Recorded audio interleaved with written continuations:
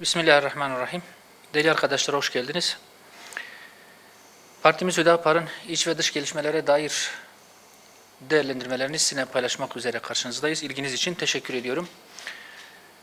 Malum şu an hasat mevsimi başladı. Bir tarım ülkesi olmamız hasebiyle şu an gündemde olan, vatandaş açısından gündemde olan ana konu buğday, hasat sezonunun durumu ve rekoltedir.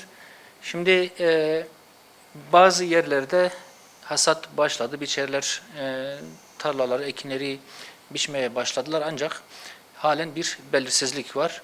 Onlarla ilgili bu konuyu biz ilk başa almak istedik.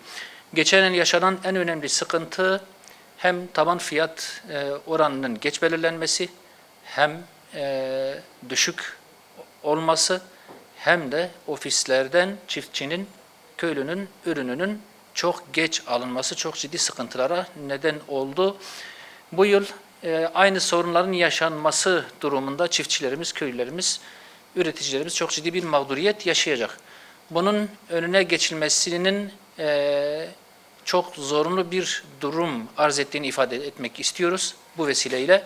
Şu anda çiftçinin, üreticinin eli, kulağı, gözü hükümet tarafından yapılacak olan açıklamada bir beklenti içerisindedirler ve özellikle fiyat belirlenmesini istiyorlar. Şimdi fiyatın geç belirlenmesi durumunda zaten ekonomik durumun çok düşük olduğu, çok kötü olduğu bir süreçten geçtiğimiz için ciddi borç altına giren köylü ve çiftçi ürününü erken satmak zorunda kalıyor. Taban fiyat geç belirlenince ve ofisler geç alım yapınca ister istemez köylüler, çiftçiler, üreticiler mallarını bu süreci, bu belirsizlik sürecini fırsata dönüştüren tüccarlara ürünlerini vermek, onlara kaptırmak durumunda kalıyorlar ki bu çok ciddi bir mağduriyet sebebi oluyor. Çok düşük fiyata vermek durumunda kalıyorlar. Bunun önüne geçmek adına bir an önce ilgili bakanlığımızın, Tarım Bakanlığımızın bu taban fiyatları belirlemesi ve alımlara başlaması lazım. Bu belirsizliği bitirmesi lazım. Daha önceki dönemde, yani önceki yılda açıklanan fiyat zaten çok düşüktü ve çiftçi çok mağdur etti. Bu yılki beklenti bu rakamın en azından geçen yılın mağduriyetini dahi giderebilecek bir oranda tutulmasıdır. Enflasyonun durumu zaten belli. Çiftçimizin kesinlikle enflasyona ezdirilmemesi lazım. Fiyatın mevcut enflasyon oranına, fiyat artış oranlarına göre daha yukarıda olması lazım ki çiftçi borç altına girmesin. Ürünü sattığı halde borçlarını ödememe gibi bir durumla karşı karşıya kalmasın.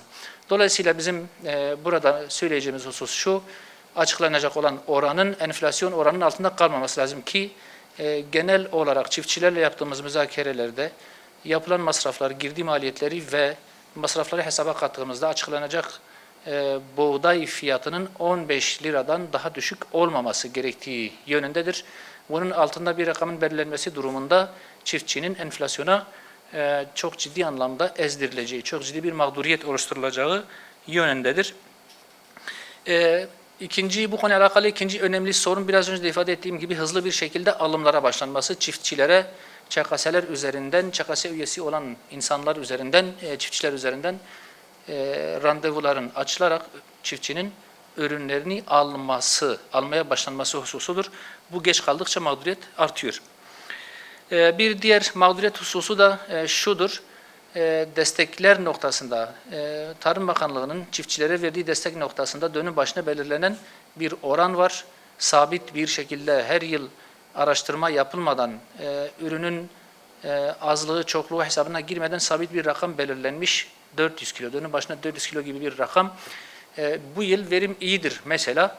Dönüm başı 500-600 gibi bir verim beklenmektedir. Eğer 400 kilogram üzerinden hesap yapılacak olursa ciddi mağduriyet sebebi olacak.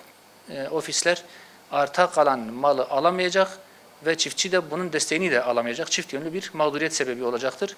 Dolayısıyla her yıl verim oranına göre destek oranının belirlenmesi ve alım miktarının da bu verime göre belirlenmesi sabit bir rakam anlayışından, kolaycılığından kaçınılmasıdır. Bu durumu da ifade ederek diğer konularımıza geçmek istiyoruz. Malum şimdi yine Meclis Genel Kurulu'na gelen yasama çalışmaları gündemde. 9. yargı paketiyle alakalı hazırlıkların tamamlandığı, sona gelindiği ve önümüzdeki süreçte meclise sunulacağı biliniyor. Yargının ve bir bütün olarak hukuk sisteminin esaslı bir reforma ihtiyaç duyduğu gerçeği zaten herkesçe malum olan bir durum. Ancak şimdiye kadar hazırlanıp yürürlüğe konulan yargı paketleri, beklentileri maalesef karşılayamamıştır. Buna göre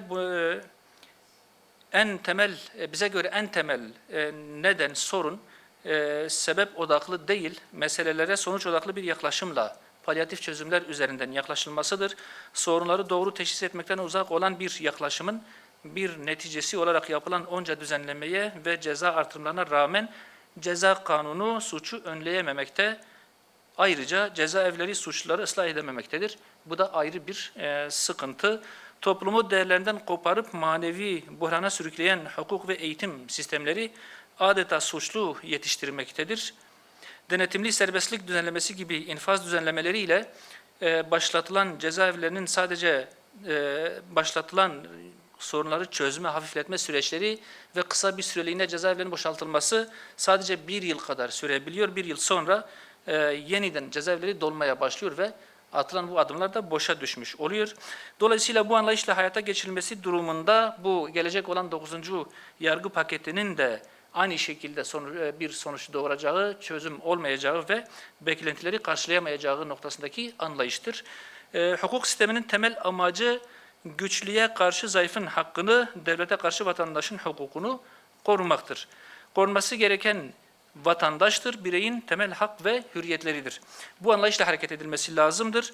Bu bağlamda suistimale ve keyfi muameleye geçit vermeyecek kanuni düzenlemeler yapılmalı. Düşünce ve ifade hürriyetinin sınırları genişletilmelidir. Toplumdaki cezasızlık algısının ortadan kaldırılması için düzenleme yapılırken hukukun güçlülerden yana olduğu algısı da görmezden gelinmemelidir. Yargıya olan güveni sarsan asıl etken de malum olduğu üzere budur. Öte yandan hali hazırda milyonlarca kişiyi mağdur eden süresiz nafaka uygulamasına muhakkak son verilmelidir. Devlet her şeyden önce toplumun değerleri ile barışmalı. Hukuk sistemi buna göre yeniden şekillendirilmelidir. Değerli arkadaşlar, bu anlamda yasal ve anayasal düzenlemeler ivedilikle tamamlanmalı. Toplumumuzun tarihi, kültürü ve inancıyla uyumlu sivil bir anayasa yapılmalıdır. Aksi halde bu kısır döngü bu şekilde devam edecek ve sorunlar daha da derinleşecektir. Bu konuyu da geçtikten sonra eğitimcilerimizle alakalı da bir soruna değinmek istiyorum. Eğitimcilerimizin bir kısmı malum Milli Eğitim Bakanlığı bünyesinde istihdam edilmektedir. Bir kısmı da burada istihdam edilememiş, oralarda yer bulamamış, mecburen özel eğitim sektöründe çalışmak durumunda kalmıştır. Elbette bu özel eğitim kurumları da bizim eğitim sistemimizin bir parçasıdır ve onların sorunları da bizim sorunlarımızdır. Öyle bakmamız lazım. Milli Eğitim Bakanlığı'na bağlı faaliyet sürdüren özel eğitim kurumlarında çalışan yüz binlerce öğretmen söz konusudur. Bu kardeşlerimiz nitelikli iş yapmalarına ve uzun mesailerle çalıştırmalarına rağmen oldukça düşük ücretlerle güvencesiz şartlarda çalıştırılıyor. Öğretmenlerin büyük bölümü asgari ücretle geçinmek durumunda kalıyor. Özel eğitim kurumlarının kayıt ücretleri her geçen yıl artarken öğretmenlerin maaşlarına ise kayda değer bir iyileştirme yapılamamaktadır, bu özel sektör için söylüyorum. Eski adıyla dershane olan kurs merkezlerinde öğretmenler için haftalık 60'a varan ders saatleri son derece yaygın bir şekilde görülmektedir. Etüt, birebir ek ders ve farklı isimler altında yapılan çalışmalar ücretlendirilmeden öğretmenlere yaptırılmaktadır. Bunlar için bir ücret belirlenmemiştir, verilmemektedir. Bu çalışmalar için de öğretmenlere herhangi bir ek ödenek de sunulmamaktadır, verilmemektedir. Günlük çalışma süreleri kurs merkezlerinde 10-12 saati bulabilmekte. Bazı kurumlar gece etütleri adı altında saat 2022'lere kadar da bu çalışmaları sürdürmektedir. Ve yine bu çalışmalar için aynı şekilde ücret ödenmemekte, bunlar da ücrete tabi tutulmamaktadır. Bu kurumlarda öğretmenler asgari ücret karşılığında günde 12 saat, haftada 6 gün çalışmak durumunda kalmaktadır. Öğretmenlerimizin yaşadığı bu mağduriyetin giderilmesi için bu meseleye bakanlığın acilen el atması lazım. Yüz binlerce öğretmenin oldukça düşük ücretlerle güvencesiz koşullarda çalıştırılmasının önüne geçilebilmesi için 2014 yılında Özel Öğretim Kurumları Kanunu'ndan çıkarılan taban maaş uygulaması geri getirilmeli, özel kurumlarda çalışan öğretmenlerin özlük hakları güvence altına alınmalı. Bununla birlikte yasal düzenlemenin işlevsel olabilmesi adına Milli Eğitim Bakanlığı denetimlerinin de artırılması ve suistimallere yol verilmemesi lazım. Bu konuyla birlikte yerel bir soruna da değinmek istiyorum. Gaziantep'in Nizip ilçesi malum o da sanayi şehirlerimizden bir tanesi. Her ne kadar ilçe statüsünde olsa da organize sanayi altyapısı ve üretim noktasında sanayi anlamda, üretim anlamda önemli bir merkezlerimizden bir tanesi. 150 bini aşkın bir nüfusa sahip olan ilçe gelişmeye açık bir merkez. Nizip'in altyapı ve üst yapı ile alakalı ciddi bazı sıkıntıları var. Bunları da bu vesileyle ifade etmek istiyoruz. Bu sorunların en başında evsel atıkların bırakıldığı Nizip çayı geliyor. Bunu kendim de gidip gördüğüm için durumunu net olarak biliyorum. Etrafındaki onlarca köy pis kokudan, çöpten ve hastalık riskinden orada yaşayamayacak duruma gelmiş maalesef. Bu derenin ıslah edilmesi amacıyla Nizip ileri biyolojik atık su arıtma tesisi projesi hayata geçirildi normalde ve bu projenin 2023 yılı başında tamamlanması gibi bir hedef konulmuştu. Böyle bir vaat ortaya konulmuştu ancak henüz halen tamamlanmamış, çalışmalar da aslında başlatılmamıştır. Hem evsel atıkların hem de bölgede bulunan endüstriyel tesislerin atıklarının Nizip çayına akıtılması bölge sağlığı açısından büyük tehlike oluşturmaktadır. İlçemizin muzdarip olduğu diğer sorunlar ise elektrik kesintileri, organize sanayi bölgesinin altyapısındaki sıkıntılar, yetersizlikler, ulaşım, servis ve benzeri sorunlardır. Bunlarla birlikte ilçemizin kalkınması için bunlar ve bunlara benzer birçok yatırıma daha ihtiyaç var. Bunların ivedilikle gündeme alınması, sanayi şehri olan Nizip'in masaya yatırılarak sorunlarının çözülmesi lazım. Bu sorunlara da yine hızlı bir şekilde değinmek istiyorum. İlçe merkezinde halkın talep ettiği diğer bazı sıkıntılar noktasında söylüyorum. Hükümet konağının yapılması, iyi bir hükümet konağının yapılması, otogar kavşağında köprülü bir kavşak ulaşım noktasında çok ciddi bir sıkıntı olduğu için bir ihtiyaç haline gelmiş. Köprülü bir kavşağa ihtiyaç var. Bu ilçemizin otobana çıkışı, ulaşımı ciddi bir sıkıntı. Otobanın Gaziantep'in batı çıkışından buraya bir çıkış verilmesi ve Nizip'in otobana kavuşturulması çok ciddi bir ihtiyaç haline gelmiş. Bu ve buna benzer birçok sıkıntı Nizip'in daha da gelişmesine engel oluyor.